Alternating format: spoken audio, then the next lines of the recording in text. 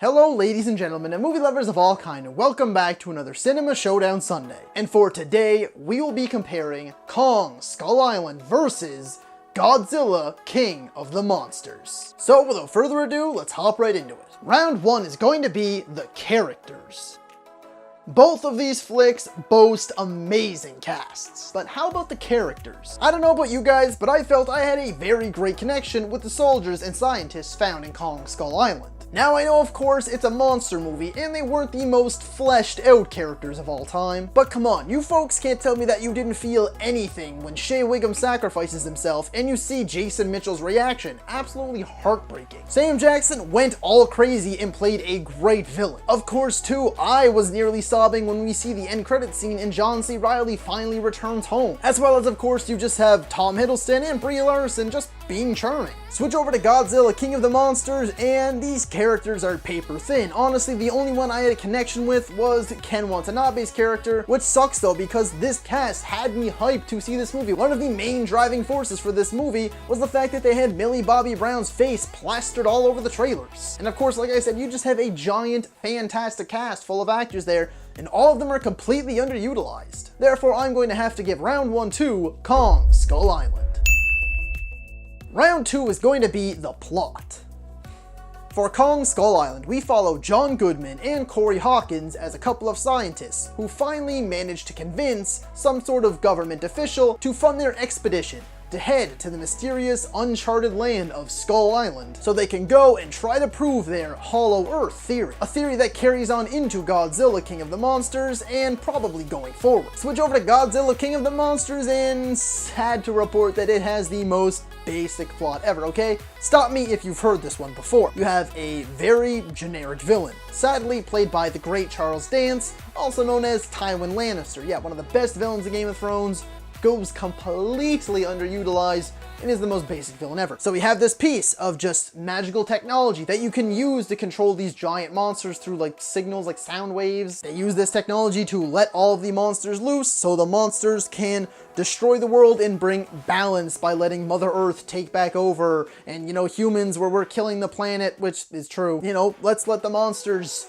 destroy everyone and everything, and then the people that actually deserve to live will be down in these bunkers, and then the monsters will go back into their hibernation and the world will be fine again. Like, we've heard it and seen it so many times that it is just so overutilized at this point that it's awful and just cringeworthy. So without a doubt, I'm going to have to give round 2 also to Kong Skull Island, for at least trying to have a plot. Round 3 is going to be the visuals.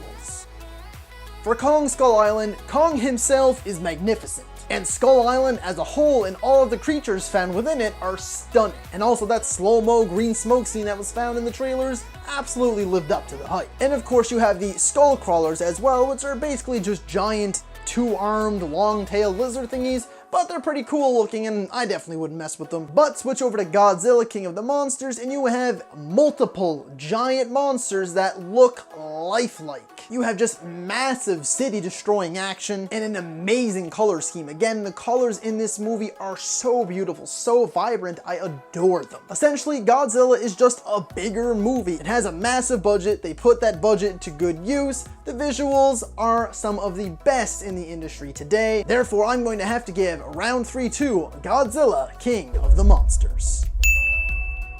Round 4 is going to be the action. Kong Skull Island does definitely have its healthy helping of monster-crushing action, but it also takes a much more military and Vietnam-styled approach, as this movie is set almost immediately after the end of the Vietnam War, so you have quite a bit in here actually. Of course, you have the beginning sequence with the helicopters shooting at King Kong, you have just the regular soldiers against King Kong, you have the soldiers against the skull crawlers, you have King Kong versus the skull crawlers, so there actually is quite a good chunk of action in this movie. Switch over to Godzilla, and once again, this movie is just bigger. Out of the main named monsters overall, you have of course Godzilla, King Ghidorah, Rodan, Mothra, and they have their massive epic throwdowns. I'm talking skyscraper and entire city destroying action. Now, although I do like the more smaller scale and military styled action of Kong Skull Island, Godzilla is just awesome. It's epic. It is huge. Round 4 is going to go to Godzilla King of the Monsters. And now for the fifth and final round, and the reason we go to see these movies, the monsters.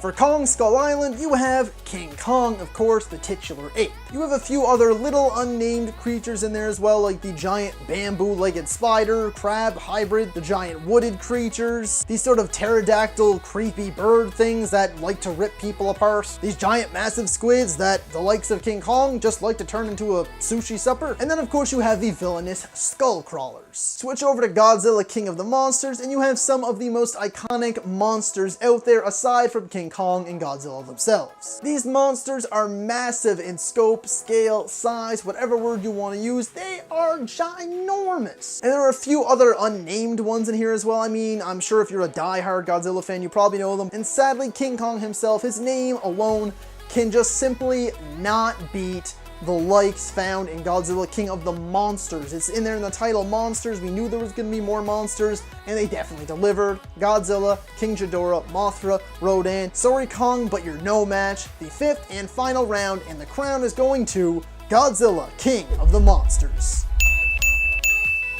Really guys, what this came down to for me is if you're looking for a full-blown monster movie with lots of monsters, epic throwdowns, and some of the best visuals in the industry today, you're gonna go with Godzilla King of the Monsters. But if you want a movie that actually has a half-decent plot, some great characters that you really connect with, that also happens to be a monster movie, then go watch Kong Skull Island. So if you like this video, be sure to like, subscribe, and comment, and let me know, who do you think should have won the Cinema Showdown Sunday? And as always, thank you so much for watching, and that's a wrap.